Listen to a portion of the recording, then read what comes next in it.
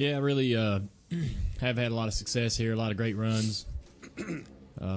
Always, feel confident when we come here that we're going to have a good car, going to know how to use it, and I think that we feel that way coming in this weekend, and we had a great run at Daytona. I feel like as far as the company goes, Hendrick's done a great job with this car at these particular racetracks, and so our confidence level's real good and real high, and just looking forward to getting a little practice in, make sure everything's working the way it's supposed to. Probably won't run a whole lot, but the race is the weather here is going to be odd all weekend, and hopefully we get an opportunity to race on Sunday and go to Victory Lane. We really feel like we got a good shot at it, and feel like that it's about that time for us to win one here at Talladega. Thank you, Dale. We'll take questions now. We'll start over here to the right. Jenna Fryer. Jenna Fryer, AP.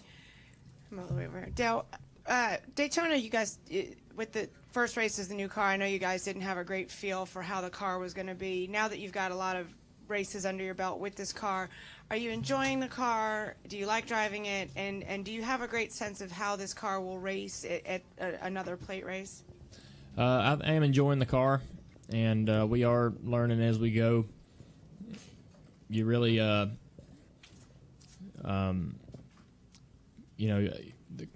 it's hard to have a real good idea of what to expect every week. There's still so much to learn with this car that the competitive line is a moving target, and someone will find speed and really force the rest of the sport to chase that mark down, and then it just keeps the ante keeps getting raised. It seems week after week, and so it's still a lot of questions and stuff about the particular car and the new car. But I really enjoy it. I think it's it's been good for me, and we've ran well pretty much everywhere we've been, and I think that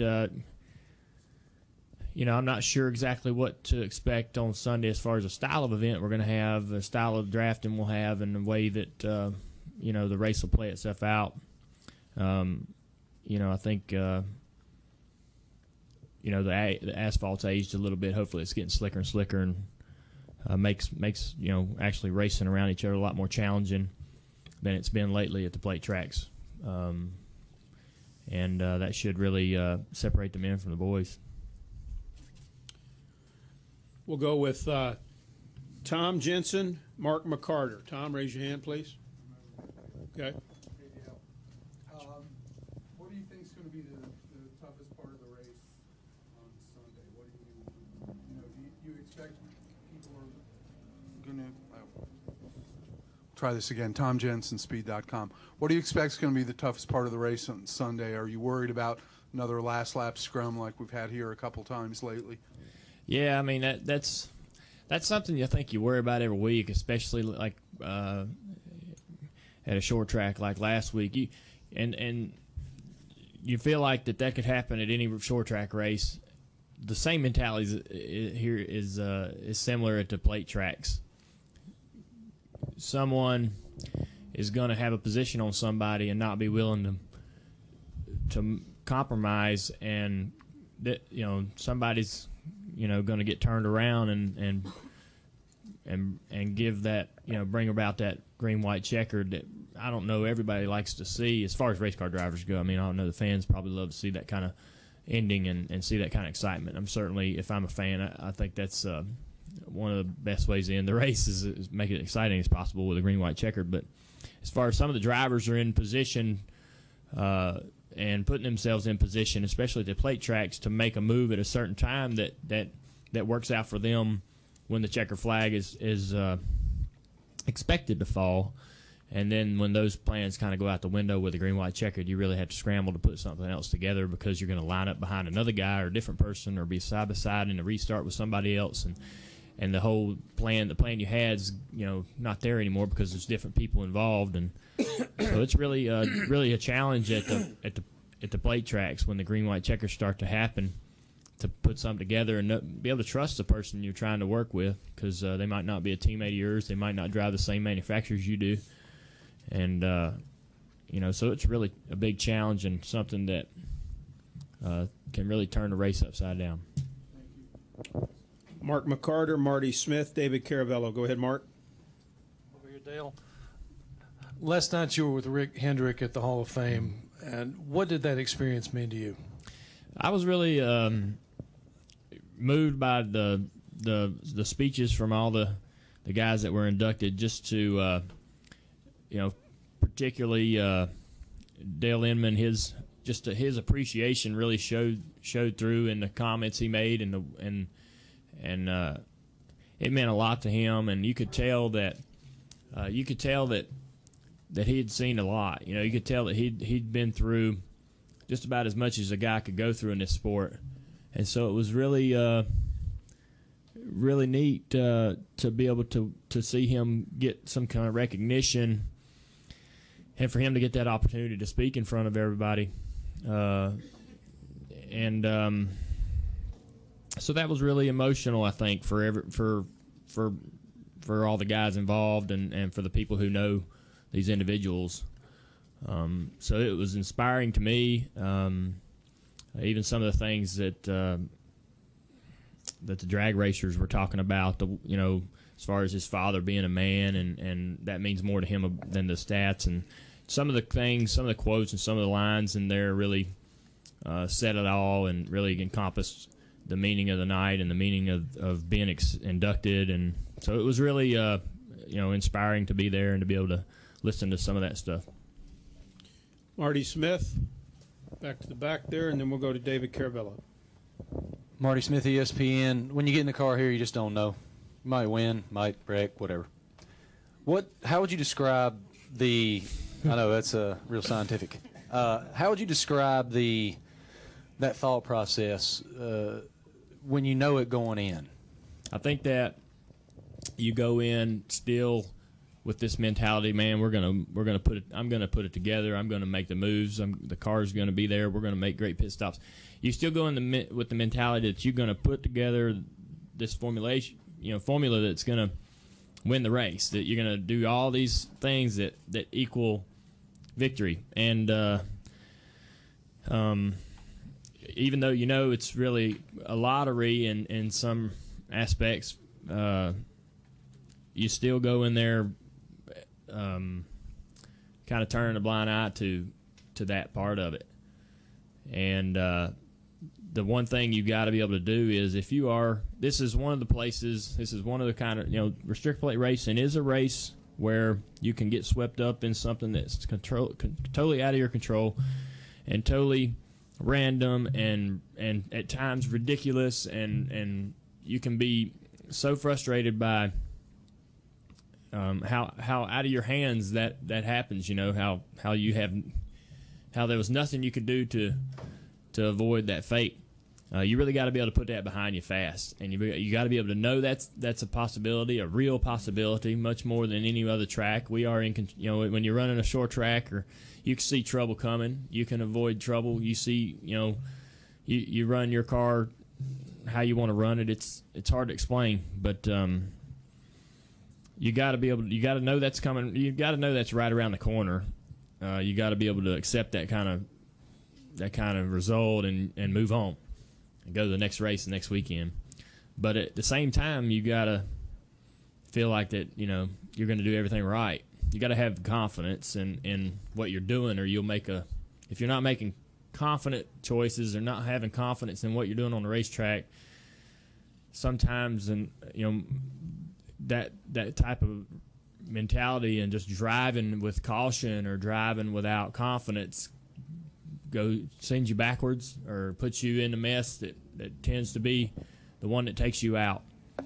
And so you got to make confident moves, make moves with assertiveness and conviction, and that sort of has a better result in more times than not. David Caravello, and then Claire B. Lang. David Caravello, NASCAR.com. Dale, Junior Motorsports has never led the Nationwide Series, and Regan's 1 point out. What does it mean to you to have that program competitive again, and would the series lead mean anything at this point? Yeah, I mean, I think it says a lot about our you know, the changes we made over the last several months to try to turn things around and get the program more competitive. I think it raises awareness to potential partners for us to help us afford to put a great competitive team on the racetrack. And it says a lot about Regan, says a lot about the employees that we have there and how competitive they are and how talented they are. And, it says a lot. So I'm excited about that, excited about their potential through this year. I told Regan if he just, you got to minimize your mistakes to do well in the points over a long haul. And if he does that, he'll have a great opportunity to win in the championship, because I feel like that, a lot of those guys in that sport or in that series are going to, some of them are young and they tend to, make more mistakes than the experienced guys. So, if he can just keep his head on his shoulders, and he has a bit of a temper sometimes, so if he can just kind of keep that in check, he's got a great chance. He's got a good team around him. They're just going to get better, I think, because they just started working together at the start of this year, so the potential there is through the roof for those guys if they can just all work together and stay on a good, positive path mentally with each other and work together well. They got to go to the racetrack every week and try to do the best they can and stay out of trouble. Claire B., Woody Kane, Jeff Gluck. Claire B. Lang, Sirius XM NASCAR Radio. Sorry if this has been asked before. I was covering nationwide qualifying, so I just got in here. But I want to ask you how much of this, you're so good at these restrictor plate tracks, is what you already know and you're good at it and you feel it, and how much of it is restudying what people will do out there, the change in the car, watching tape, thinking about it this year as opposed to any other time that you've raced at a place like Talladega? Well, the one thing that's been consistent with restrictor plate racing since I started racing in NASCAR is that they constantly change the rules. They constantly change the plates, the spoilers. They're taking away and adding things to the cars. So the package itself is changing just about every year. And sometimes in the middle of seasons, the package can change. And what that means is every time you move something on that car, on the body of that car, it's going to draft differently. It's going to react differently with cars around it. The way it pulls up on somebody and the way your ability to pull out and pass changes every time. So you really have to have an open mind and be willing to change, how you're going to race and how you're going to draft because of the way the car reacts. And I think that you find those things out in practice. We don't really practice as much as we used to. As a sport, I think everybody's really backed off on how much they run in practice. I remember we used to come here in 02, 04. We used to run full, lap after lap after lap in the draft from the start of the day to the end of the day, just run every lap we could run. And we learned so much about how the car drafted and how it reacts and what works and doesn't work anymore and what's new and as far as the package and how the draft works. So, but you don't do as much of that anymore. The crew chiefs don't really like you on the track as much anymore. The engine guys want to keep the miles down on the motors, and for several different reasons, we just don't really spend a lot of time out there with 20-car packs running lap after lap after lap and learning too much. So you kind of got to learn in the race on the fly, but you got to be open-minded about what you're seeing, what you're feeling in the car, because the packages change so much. You got to be willing to change the style of way you try to pass people and how you put together passes and how aggressive you are out there. Okay, we're looking at a time frame here, so we got two more questions, I'm told, before he's got to go get changed, get in a race car. Woody and Jeff. Woody Kane with MRN, back over here, Dale, over by Kerry. Last year, you wrote that note to yourself about some of the things you were working on and interested in, and one of them you mentioned was your mom, and I was curious if since then, with Mother's Day coming up, you got any special plans or how that's been going? Yeah, we're going to cook a brisket together. I just started I bought Myron's book, that guy from that show, the Pit Masters. and trying to learn how to barbecue. So we're gonna cook us a brisket and see how that goes. But yeah, we that's gonna be Mother's Day for me. You know, she lives right 100 yards from me. We took her to lunch this week. I like sushi a lot, and just got her to where she'll eat some of that. So we took her to lunch this week and got a haircut and just typical normal stuff. Yep. Jeff Gluck, final question. Jeff Gluck from USA Today. Obviously, last time you were here, I know probably the concussion had a lot to do with it, but you were pretty angry about just the racing here in general. And just even having to come back here and you know, if it was up to you, you wouldn't do it if you had to do it every week. Yep. So I guess how much of that do you think about? I mean, I hear you say, you know, you obviously think about winning, and you obviously know the possibility of a crash is there, but when you roll in here, I mean, do you have a sense of dread at all, or are you at all apprehensive about, you know, your own health and what could happen in a crash? Well, you know, I hate to put the blame on the concussion, but you know, the feeling that I had physically when I got out of the car, I was, you know, I knew that I had set myself back somehow with, you know, with the concussion thing.